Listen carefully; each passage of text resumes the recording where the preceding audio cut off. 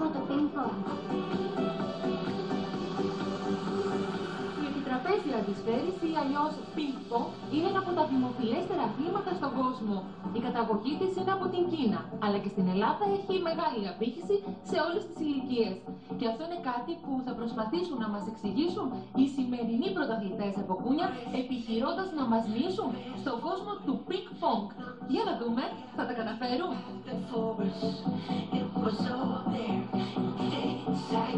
Δημήτρη, γιατί διάλεξες το ping-pong και όχι το μπάσκετ ή το ποδόσφαιρο? Το διάλεξα κυρίως γιατί λόγω του ότι και οι δύο μου γονείς είναι πρωταθλητές και γιατί τους τράβηξε το ενδιαφέρον αυτούς και αφού το δοκίμασα είδα ότι ήμουν και εγώ πολύ καλός και συνέχισα. Τι σου λέει ο προπονητής σου? Μαθαίνω πολύ γρήγορα και ότι θα γίνω πολύ καλός στο μέλλον άμα συνεχίσω. Ιάσονα, εσύ γιατί ήρθες εδώ? Γιατί όπως είπε και ο Δημήτρης, ήταν και οι δύο γονείς μου πρωταθλητές στο ping-pong και μου άρεσε πολύ και ήρθα να δω πόσο ωραίο είναι. Τελικά αφού ήρθες δεν ήταν δύσκολη απόφαση, ήταν δύσκολη συνέχεια? Ναι, λίγο, γιατί θέλει πολύ εξάσκηση και πολλές μέρες προπόνηση και ώρες. Τι είναι αυτό που σου αρέσει περισσότερο? Μου αρέσει που κάθε μέρα σχεδόν έρχομαι εδώ, παίζω με τους φίλους μου και παίζω με τον πατέρα μου προπόνηση και με τη μητέρα μου και μόνη μου την οικογένεια. Και επίσης με βάζει να παίζω αγώνες με άλλους, που με αυτό με ευχαριστεί πολύ. Ιάσονα, ποιον θεωρείς δυνατό αντίπαλο? Δυνατό αντίπαλο, εγώ θεωρώ αυτό που προσπαθεί να κάνει αυτό που θέλει, που κάνει καλό σερβίς, πιέζει πολύ την μπάλα, βάζει πολύ φάλτσο και γενικά αυτό που θέλει να κερδίσει, να μην ευριάζει όταν χάνει την μπάλα και χάνει γενικά, αυτό που είναι πολύ ενεργητικός και γρήγορος και δυνατός βέβαια.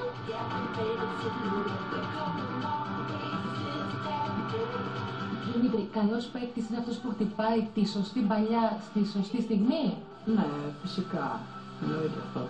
Γιατί άμα αργήσεις έστω και λίγο, δεν θα έχεις τη σωστή κίνηση, δεν θα μπορέσεις να κάνεις τη σωστή κίνηση για να μπει με αρκετή δυσκολία ώστε να δυσκολεύσεις τον αντίπαλο. Αυτό που λένε ότι πρέπει να πάρεις τον έλεγχο από την αρχή, ισχύει? Ναι, πρέπει να μπεις από την αρχή με full ενέργεια για να φοβηθεί και λίγο ο άλλος. Για να του δείξεις ότι μπορείς να παίξεις κι εσύ και να μην είναι ο άλλος εντάξει, δεν είναι τόσο δυνατός, θα επικρατήσω. Πρέπει να του το δείξεις και όχι μόνο μέσα στο παιχνίδι και όταν έχει τελειώσει ο πόντος. Ιάσονα, ποια είναι τα βασικά πράγματα που μαθαίνει ένας νέος παίκτης όταν ξεκινάει ping-pong? Τα βασικά πράγματα είναι πώς πιάνουμε τη ρακέτα, να ξέρει να κρατάει σωστά τη ρακέτα και να χτυπάει σωστά για να μπαίνει μπάλα μέσα και να μην ευριάζει όταν χάνει την μπάλα και να ακούει τι του λέει ο προπονητής του. Εάν ήθελα να ξεκινήσω εγώ αύριο ping-pong, τι θα μου έλεγες να προσέξω? Καταρχάς τη θέση που έχουν τα πόδια, το κράτημα της ρακέτας και την κίνηση.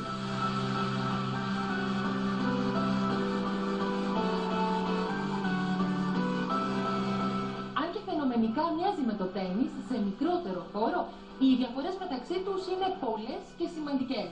Το βάρος της μπάλας, η μικρή περιοχή του τραπεζιού, ο περιορισμένος χρόνος αντίδρασης κάνουν το παιχνίδι αρκετά σύνθετο και δύσκολο.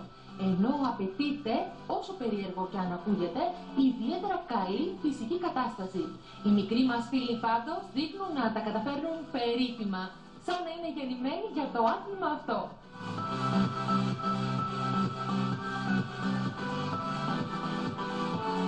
Είναι δύσκολο άθλημα? Σχετικά ναι, γιατί πρέπει να έχεις σωστή τεχνική και σωστή θέση, σωστά πόδια και δυνατά για να παίρνεις τη σωστή θέση, στη σωστή μπάλα.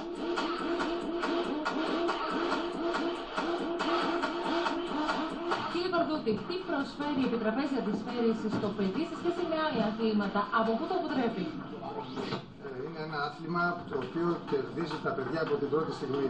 Με την απλότητά του, αυτό το αναπήδημα της μπάλας αμέσως τα γοητεύει, προσπαθούν να την κυνηγήσουν και αυτό το πράγμα που τους δίνει να διασκεδάζουν μαθαίνοντας ένα άθλημα είναι το μεγαλύτερο κέρδος που έχουν. Ο ανταγωνισμός που αμέσως δημιουργείται στα παιδιά από τις πρώτες ηλικίες, πρώτης δημοτικού Δευτέρας, να κερδίσουν τον αντίπαλο, να καταφέρουν το στόχο που τους βάζεις μέσα από το παιχνίδι, είναι η μεγαλύτερη βοήθεια που προσφέρει το άθλημα. Σιγά σιγά περνάει μέσα στο DNA τους και μεγαλώνοντας γίνονται καλοί παίκτες χωρίς να το καταλαβαίνουν. Το μεγάλο ζήτημα είναι αν θα καταφέρουν να παντρέψουν τη δύναμη και την ταχύτητα που χρειάζεται ενός πυγμάχου με την τεχνική και τη χάρη ενός χορευτή και τη δημιουργικότητα κεφαλικά ενός κακιστή. Αυτό το πράγμα είναι μόνο το πυκνό να τα προσφέρει. Και πρέπει να τα καλλιεργήσεις όλα, και το σώμα σου και το μυαλό σου, σε τέτοιο βαθμό, ώστε να καταφέρεις να γίνεις ένας καλός παίκτης.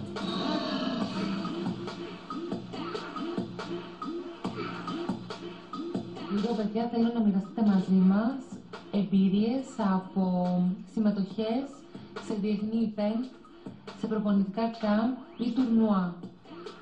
Υπάρχει κάποια στιγμή που είναι χαραγμένη στη μνήμη σας, που έχει γίνει κάτι ξεχωριστό? Εγώ μια φορά το καλοκαίρι που πέρασε πήγα στο Στρασβούργο τον Αύγουστο και πέρασα πολύ καλά. Πήγα με τον πατέρα μου και πιστεύω πως έπαιξα λίγο καλά και επίσης πέρασα πολύ καλά γιατί παίζαμε με τον πατέρα μου πολύ και θυμάμαι έναν αγώνα που έχανα πολύ, αλλά μετά γύρισα το παιχνίδι και κέρδισα και μου άρεσε πολύ αυτό. Εσύ, Δημήτρη? Και εγώ είχα πάει στο εξωτερικό μια φορά, στην Ουγγαρία, στην Βουδαπέστη. Εκεί μου έκανε εντύπωση ότι και άλλα μικρότερα παιδιά από μένα έπαιζαν εξίσου καλά. Ας πούμε, ήταν ένας Τσέχος που ήταν 1 χρόνο μικρότερος μου και παρόλο που έπαιξα εγώ πολύ καλά, αυτός έπαιξε ακόμα καλύτερα και ήταν ωραίο μάτς, αλλά παρόλα αυτά έχασα γιατί ήταν καλύτερο. Εκεί εγώ έκανα πολύ καλές νίκες, νίκησα έναν Ούγγρο που έπαιζε στην έδρα του και αυτό που μου άρεσε περισσότερο ήταν επειδή νίκησα έναν Κινέζο, που επειδή οι Κινέζοι είναι πιο καλοί, μ' άρεσε που το γέρισα, ένιωθα αυτοπεποίθηση και είμαι πολύ χαρούμενος που έχω κατορθώσει να βγω πρωταθλητής μαζί με την ομάδα μου του ΑΟ Ελληνικού, γιατί εντάξει είχαμε δύσκολους αντιπάλους, αλλά παρόλα αυτά καταφέραμε και νικήσαμε. Το περίμενες? Για την ακρίβεια ναι, γιατί είχαμε υπολογίσει τους αντιπάλους και στήσαμε έτσι τις θέσεις ώστε να μπορέσουμε να νικήσουμε. Ιάσονα, θέλεις να είσαι στα πρωτοκλάσια τα ονόματα? Φυσικά, γιατί μετά θα γίνω πολύ δημοφιλής και θα έχω καλές παρέες και καλούς φίλους.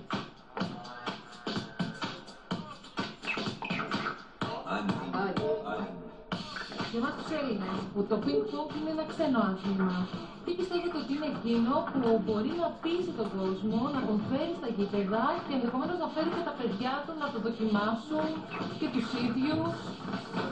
Μετά από αρκετά χρόνια στην προπονητική, μετά την αθλητική μου καριέρα που ξεκίνησα στην προπόνηση, νομίζω ότι πρέπει να ανοιχτεί το άθλημα, να το γνωρίσει ο πολλής κόσμος. Που εκτός από κάποιες λέσχες που κάποιοι έχουν παίξει ή μικρές στα κατηχητικά που όλοι έχουν γνωρίσει, δεν ξέρουν το πραγματικό πing-pong, το αγωνιστικό και τη χαρά που δίνει, πόσο σε δυναμώνει σαν άνθρωπο, σαν χαρακτήρα, σου φτιάχνει ψυχολογία, αυτοπεποίθηση. Είναι ένα ατομικό άθλημα, μην το ξεχνάμε αυτό, που πρέπει να δυναμώσεις πρώτα ψυχικά. Αν το γνωρίσει αυτό ο κόσμος, και εγώ το ίδιο παλεύω γι' αυτό, κάνω τουρνουά για βετεράνους συνέχεια, έχω ανοίξει το σύλλογο τις πιο μετά ώρες έτσι αργότερα να είναι για το ανοιχτό για το κοινό, για βετεράνους και αυτά, ώστε μέσα από αυτούς να έρθουν τα παιδιά, να το γνωρίσει πλατύτερα ο κόσμος, ώστε να μεγαλώσει το κομμάτι που έρχεται στο ping-pong. Γιατί είναι πραγματικά ένα άθλημα που αξίζει τον κόπο να το μάθει ο κόσμος.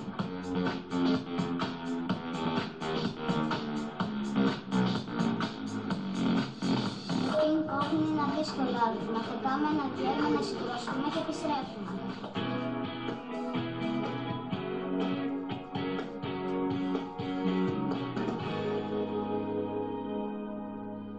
Action.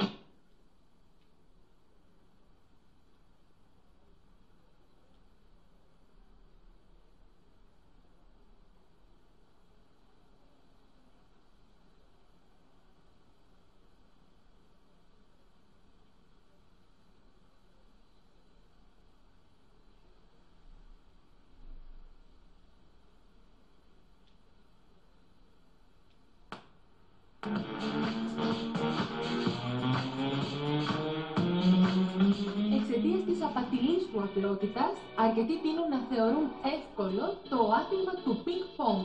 Ωστόσο υπάρχουν πάρα πολλά τα οποία πρέπει να έχει κανείς υπόψη του για να μπορέσει να παίξει επιτραπέζια αντισφαίριση, όπως μια μεγάλη ποικιλία τεχνικών χτυπημάτων και φάλτσων, τα οποία κάνουν το παιχνίδι αρκετά συναρπαστικό, αλλά ταυτόχρονα πολύ επίπονο και απαιτητικό. Μιχάλη, από πού έμαθες για το ping-pong? Είχα μάθει από τον κύριο Γιάννη, γιατί να φέρνω τη μαμά μου. Και έτσι η μαμά μου είπε να πάμε μια μέρα να παίξουμε λίγο και μου άρεσε. Και έτσι είπα να ξεκινήσω. Ασχολείσαι με κάποιο άλλο άθλημα? Ναι, το ποδόσφαιρο. Τελικά ποιο σου αρέσει? Έκανα και τα δύο ταυτόχρονα, όμως μου άρεσε πιο πολύ το ping-pong. Δεν θεωρούσα επικίνδυνο. Γιατί στο ποδόσφαιρο υπάρχουν και τραυματισμοί.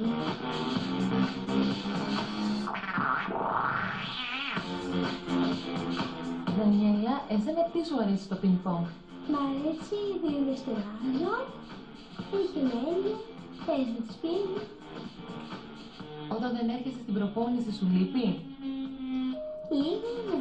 Έχεις κάποια άλλα χόμπι? Ασχολείσαι με κάποιο άλλο άθλημα? Ασχολούμαι με τον κολύμπι, αλλά το σταμάτησα. Τάνια Κορδούτη, πρωταθλήτρια Ελλάδας στο διπλό και ομαδικό κορασίδων. Πρώτη δηλαδή στην ηλικία σου. Δεν το περίμενες? Η αλήθεια είναι ότι το περίμενα, διότι έχουμε δουλέψει πολύ σκληρά τις τελευταίες εβδομάδες πριν τους αγώνες. Πού αφιερώνεις το μετάλλιο? Το αφιέρωνα στους προπονητές μου καταρχήν που δουλέψαμε τόσο χρόνο που με βοήθησαν πολύ, και στον πατέρα μου και στον κύριο Δημήτρη, που με βοήθησε πάρα πολύ. Και σήμερα το αφιερώνω γιατί και εγώ δούλεψα αρκετά σκληρά. Γι' αυτό Θα συνεχίσεις τον πρωταθλητισμό? ναι, θα το συνεχίσω τον πρωταθλητισμό, γιατί μου αρέσει πολύ αυτό που κάνω. Έχεις μετανιώσει για κάτι κάποια στιγμή? Έχεις στερηθεί κάτι στο όνομα του πρωταθλητισμού? Έχω στερηθεί κάτι αλήθεια, από βόλτες, ας πούμε, με τους φίλους μου, θα περνάγαμε καλά, ας πούμε, για να κάνουμε περισσότερη προπόνηση. Αυτά και από το διάβασμα καμιά φορά το παρατηρώ, αλλά προσπαθώ να τα κρατώ σε μια ισορροπία.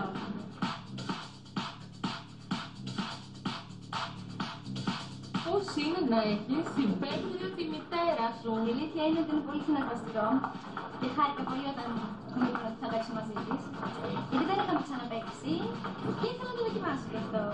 Οπότε ναι, ήμουν χαρούμενη. Ο καλύτερος τρόπος να μάθει κανείς επιτραπέζη αντισφαίριση είναι να πάει σε κάποιο σωματείο ή να αρχίσει με κάποιον προπονητή.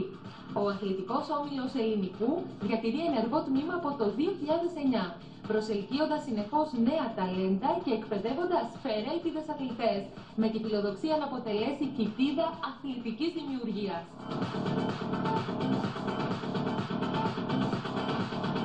Μιχάλη, θέλω να μου πεις μερικά μυστικά για να κερδίσεις.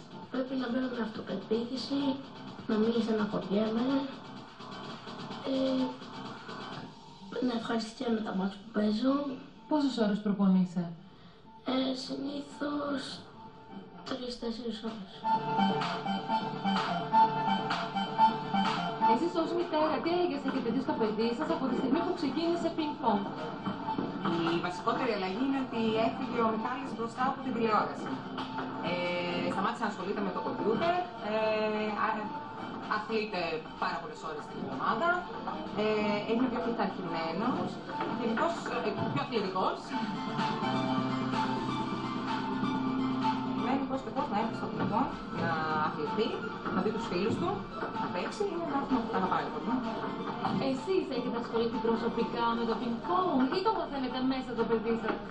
Εγώ παρασύρθηκα από το παιδί, καθόμουν ώρες απ' έξω και το περίμενα να τελειώσει και με κέρδισε και εμένα. Πήρα δηλαδή τη ρακέτα και ξεκίνησα κι εγώ μαζί του και παίζουμε τώρα. Και παίζετε μαζί? Παίζουμε μαζί και με νικάει κιόλας. Η οικονομική συνδρομή των γονιών αποκτά μεγαλύτερη αξία, ειδικά αυτές τις μέρες, τις δύσκολες στιγμές που περνάει και γενικότερα ο αθλητισμός στη χώρα μας. Αθλητική παιδεία, οικονομική κρίση, πώς συνδυάζονται? Κοιτάξτε να δείτε, στην οικογένειά μου έχουμε τον αθλητισμό σαν βασικό συστατικό για την ψυχική υγεία των παιδιών. Και ο μεγάλος μου γιος ασχολείται με το ποδόσφαιρο, ο μικρός μου με το ping-pong. Δεν είναι απαγορευτικό. Το να πας στο παιδί σου και να δώσεις μια συνδρομή μια φορά το μήνα δεν είναι κάτι τραγικό.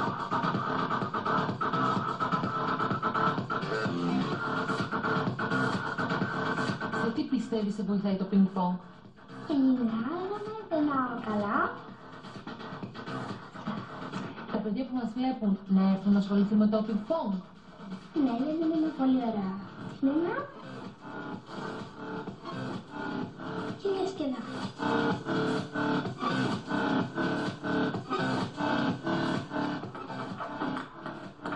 Πολλοί από εσάς θα έχετε παίξει πινκ-πονγκ κάποια στιγμή και θα έχετε διαπιστώσει ότι όλα κρίνονται στις λεπτομέρειες. Η αυτοσυγκέντρωση είναι σημαντικό στοιχείο σε έναν αγώνα. Αλλά για να φτάσει κανείς στην επιτυχία, θα χρειαστεί να θέσει σε πλήρη αρμονία το μυαλό και το σώμα. Με καθημερινή εξάσκηση και συστηματική καθοδήγηση από τους προπονητές, οι σημερινοί μας πρωταγωνιστές θα μπορέσουν να τελειοποιήσουν όλα όσα έμαθαν και έτσι να εξελιχθούν σε αυριανούς πρωταθλητές.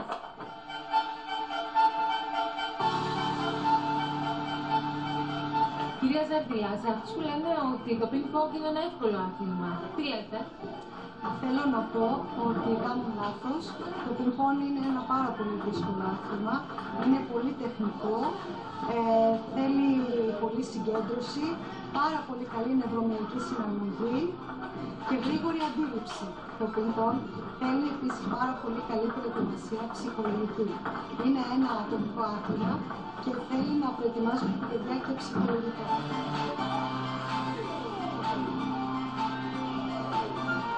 Που δίνει η Πολυφύλλα η Ομοσπονδία είναι επαρκής? Μέχρι πριν από λίγα χρόνια η Ομοσπονδία μπορούσε πάρα πολύ άνετα να κάνει το πρόγραμμά της σε επίπεδο προεθνικής ομάδας, σε επίπεδο εθνικών ομάδων ανδρών και γυναικών και στις εσωτερικές διοργανώσεις. Τα τελευταία χρόνια με την οικονομική κρίση υπάρχουν διάφορα προβλήματα. Ειδικά φέτος η επιχορήγηση από τη Γενική Γραμματεία έχει κοπεί δραστικά και υπάρχει κίνδυνος να σταματήσουν και τα εσωτερικά πρωταθλήματα.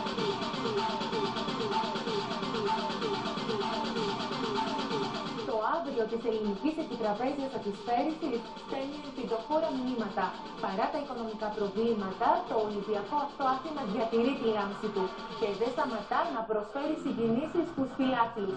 Ενώ έρχονται εμφανίσεις και αποτελέσματα που μας προτρέπουν να έχουμε θετικές σκέψεις για το μέλλον. Εμείς πάντως πετάμε το μπαλάκι.